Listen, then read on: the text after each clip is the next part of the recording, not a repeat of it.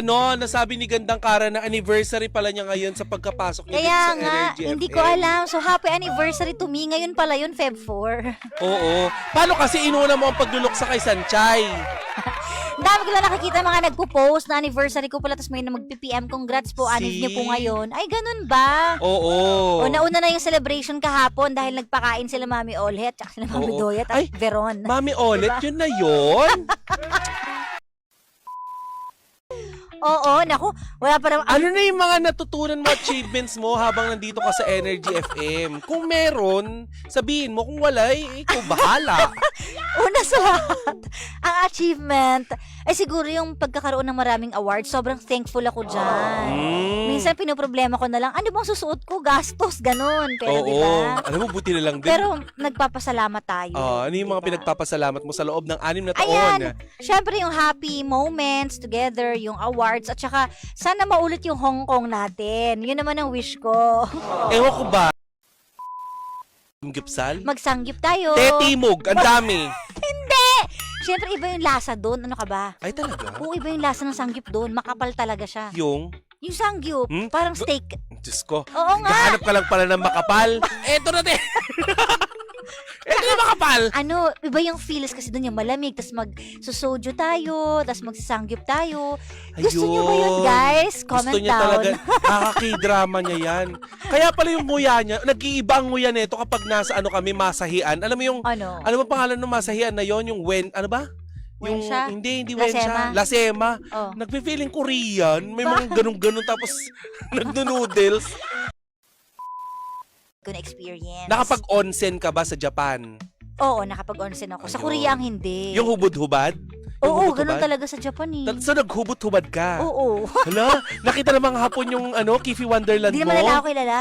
Kahit Pero na! syempre, nakaganon Pero pa rin nakita ako. nila yung Kifi Wonderland mo! Nilulubog ko, no? Tsaka nakaganon pa rin ako. Totoo ba na kapag sa Japan, pag naghubot-hubad ka, naka-blurred ka? Ano naka-blurred? Ano daw? Welcome to... Gets? Ay, naku, napaka-inosente talaga ni Gandang Kara. Anong blurred? Explain mo.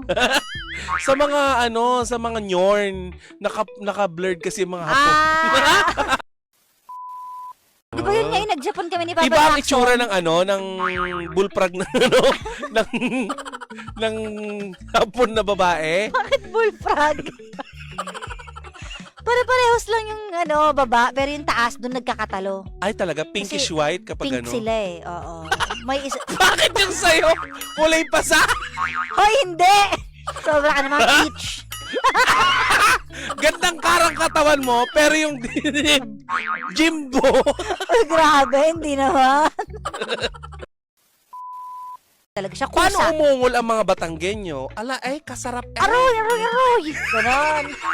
Ay, kasakit eh! Aroy! Ganon. Kapag hinihilot yung bullfrog, Ay, grabe naman. aroy, aroy. Aroy! Ay! Kasakit naman yan eh. Ay, ba't di ka tumigil? Ganon.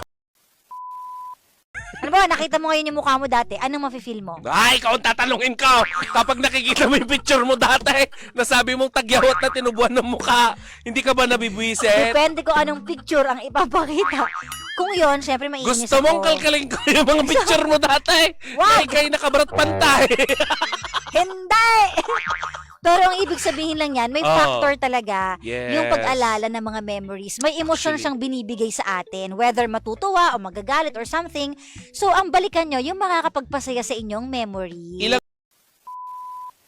Oo, in case you don't know, kinakain talaga ng mga sawa ang palaka. Ay, ba't nandun yung palaka, hindi siya nagtago? Kasi nga, syempre, nandun ka, bumabati siya. Ikaw ba, kailan huling bumati ang iyong palaka? Hindi nabati eh. Nansyalan ang frog mo! Nananahimik eh. Ay, ako talaga kapag umuwi kami, talagang batiin mo na ang palaka ko. Ay, kapasos na rin batang are. Ay, di bastos ang palaka. Ano ba ang pinagkaiba ng bullfrog sa palaka? Same lang din. Same, Yung same, pero bullfrog iba, kasi mas bato-bato. malaki. Bakit? Yung palaka mo ba, bullfrog na? Hindi ko nga alam ang bullfrog eh, kaya ako'y nagtatanong. Sa akin makintab. Ang inaiisip ng bullfrog ay malaki ang mata, yun ga? Ay, hindi ko alam eh. Yung talukap ng mata ang malaki. Hindi yung mata. Pero mas malaki ang bullfrog sa palaka. Oo, mas mataba, mas matambok yung yung ang palaka ay bullfrog. maliit lang, ano. Sino ang huling nakatunggol sa bullfrog? Wala. Ako nadunggol yung bullfrog ko. Akin ay baby pa kasi aking palaka. So, Hoy, lang ng may kanyang dalawa dila. ng baby yung palaka mo.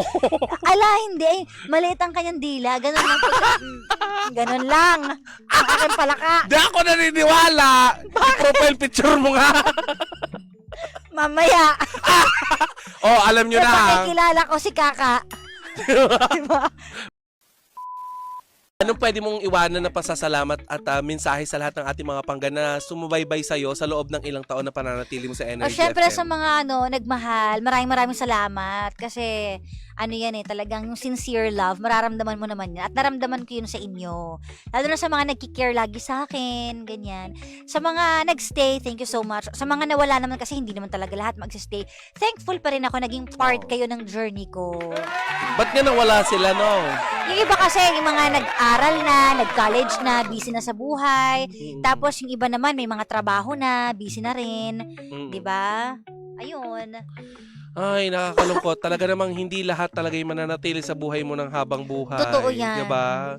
Pero ganun pa man, kahit na kinuha na sila ng kabisihan, hindi ni Lord, diba? Alam niyo ba yung paliwanag kung bakit may leap year? Diba? Oo. Ilang araw ba sa isang buong taon? Alam mo ba, Chairman, kung ilan? 365, di ba? Actually, hindi 365. 364 and 1/4 day. So, may 1/4. So, every 4 years, yung 1/4 nag-a-add yun, nagiging 1 whole. Kaya, every 4 years, merong 29 yung kalendaryo natin. Kasi yun yung pambuo ng 4 na 1/4 para maging 1 whole. Naguluhan ka? Ako din naguluhan. Huwag nating isipin yun. Okay na yun. Happy 6th anniversary daw kay Gandang Kara. Oo nga, happy 6th anniversary. Pakichismis na lang, binati ko siya. Maligayang ika-6 na taon. Oo. Sa Energy FM. Energy FM! Alam mo, sometimes endings are a sign of new beginnings. Tama, mali? Tama po. Endings are a sign of new beginnings. Yun ang katotohanan eh. 'Di ba? Because a new beginning can never occur, 'di ba? If you do not go through endings. Tama, mali? Tama po. So, you'll be fine, you'll be better. Sabi dito, ang dami nagko-comment, inaantok doon. Napagod kasi ako kanina, mga panggano. Hindi dahil may pinuntahan akong may mga meetings ako somewhere kanina. Napagod ako sa traffic ng Metro Manila! Ha? Hindi ko na naiintindihan. Dati alam mo na ang traffic ay Lunes lang tsaka Biyernes. Ngayon hindi mo na maintindihan. Parang ugali na ng kuya mo, magulo. Di ba? Parang ngayon. Ano bang araw ngayon? Martes. Martes traffic no nakaraang Biyernes, maluwag. Ulitin ko, and I want this to be very, very clear and comprehensive. Gusto ko maintindihan mo to. You cannot blame yourself for not having to do or not knowing the alternative of things na hindi mo ginawa. Kasi, sasabihin ko lang sa'yo, hindi mo naman alam na ito yung magiging ending nung ginawa mo yon. Yung ginawa mo, walang pinagkaiba yan dun sa mga taong nagsabi sa'yo na he is now in a good place. You did that out of your own good faith. Pinoprotektahan mo siya. Tama? Hindi mo pa pwedeng sisihin ang sarili mo just by wanting to be a good sister to him. It is what it is. I'm sorry. If we have relegated the life of your brother to a point wherein, talagang yun yung kapalaran niya. But it is. Sabi ni Thal, Papa Jackson, hanggang umaga tayo dito. Di ikaw lang. Hindi ako pwede hanggang umaga. May anak ako nag-aantay sa akin, yung pusa ko. Hindi matutulog yun nang wala ako sa kama. Opo, pusa po ang katabi ko gabi-gabi. Kasi yung mga aso ko, Kung kuya ko, tinuruan ng mga hindi magandang bagay yung aso ko eh. Pagpatak ng 7 ng gabi, tulog na. Ano yung mga yan? Ha? Di ba? Meron bang office yan bukas? Bakit tulog? Hindi ko naintindihan. Pag 7 yung mga aso ko, yung laylay yung huso, inaantok. Bakit?